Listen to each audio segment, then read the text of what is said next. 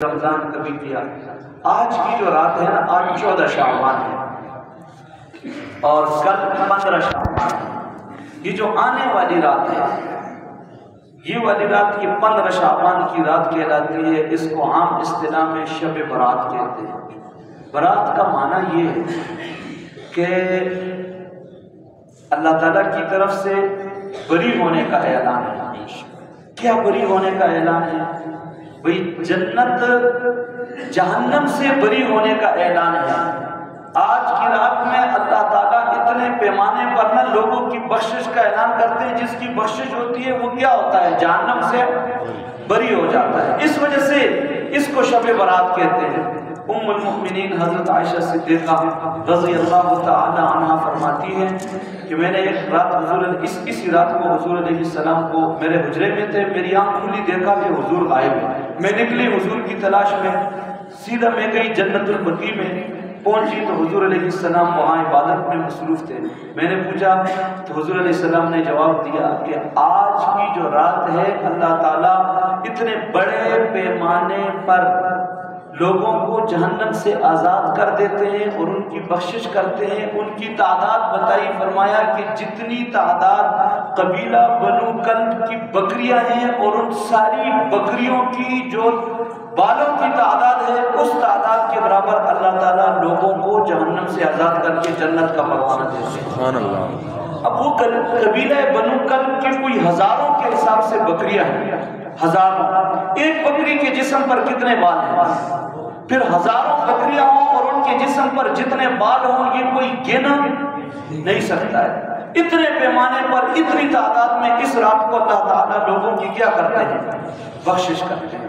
اور حضرت سیدنا علی مرتضیٰ شیر خدا رضی اللہ تعالیٰ عنہ کی ایک روایت ہے جو نقل کرتے ہیں کہ حضور علیہ السلام نے فرمایا کہ اس رات کو عبادت کرو، نماز پڑھو اور اس رات کی جو صبح ہے اس کو یعنی کل کے دن کو روزہ رکھو۔ اب یہ نفل روزہ ہے۔ حضور علیہ السلام نے بہت کثرت سے شعبان میں نفل روزے رکھے ہیں، لیکن شعبان 15 جو کل کی تاریخ ہے اس تک حضور نے روزے رکھے ہیں۔ 15 سے لے کر پھر رمضان تک بیچ میں حضور نے کوئی روزہ نہیں رکھا۔ اس کی وجہ یہ ہے کہ یہ رمضان کا استقبال ہے، رمضان کے لیے تیاریاں ہیں۔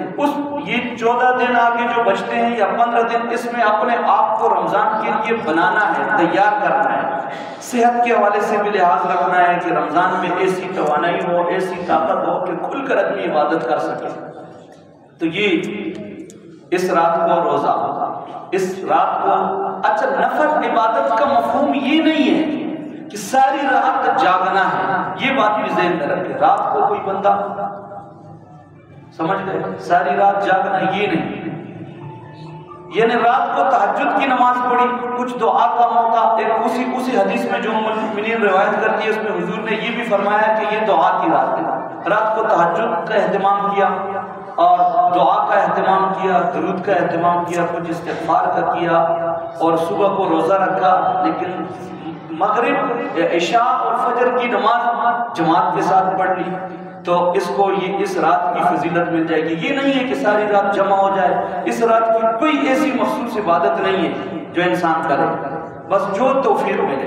کسی کو تہجد کی اٹھنے کی بھی نہ توفیق ملے تو لکھا ہے کہ جو عشاء کی نماز جماعت سے پڑھے پھر فجر کی نماز بھی جماعت سے پڑھے تو اس رات کی جو فضیلت ہے اور جو ثواب ہے یہ اس بندے کو بھی مل جائے گا۔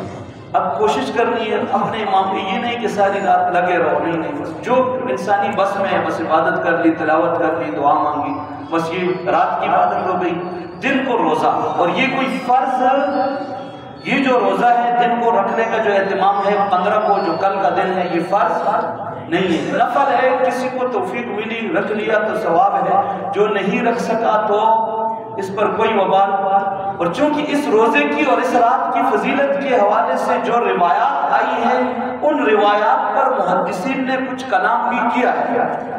اس وجہ سے ہمارے حضرت شیخ الاسلام مفتی تقی عثمانی صاحب دامت برکاتہم العالیہ یہ فرماتے ہیں کہ جو ایام 20 کے روزے ہیں 13، 14 اور 15 ہر مہینے کی جو اسلامی قبلی حساب سے مہینہ ہے 13، 14، 15 ایام 20 کے روزے ہیں، ان روزوں کی بڑی فضیلت ہے۔ اللہ تعالیٰ ایک نیکی 10 کے بدلے میں قبول کرتے ہیں۔ تو 3 روزے رکھے، مہینے میں کل کتنے دن ہوتے ہیں؟ 30۔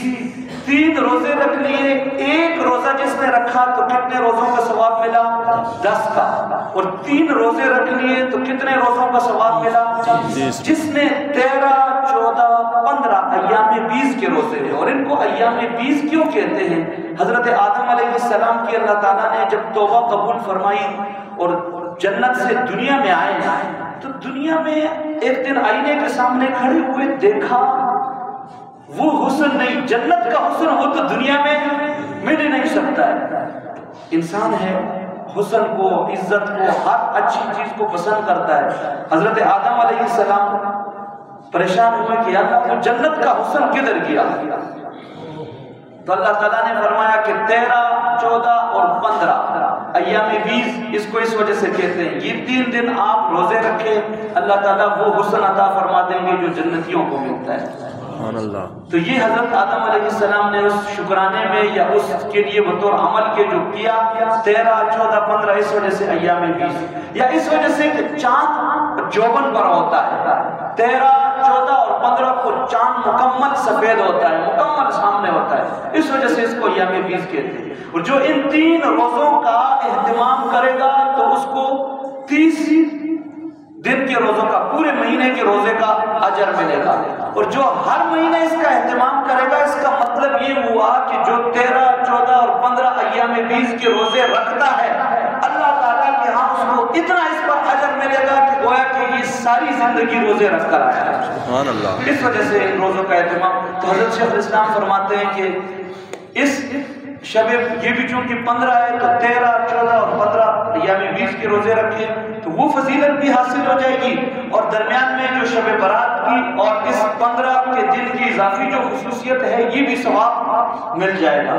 تو آج رات اس کا اہتمام، عبادت کا اہتمام جتنا ہو سکے، اور دن کو روزے کا اہتمام۔ اس کے بعد رمضان تک کوئی روزہ رکھنے کا حضور علیہ السلام کو پسندیدہ عمل نہیں ہے۔ پھر تیاری کس کی کرنی ہے؟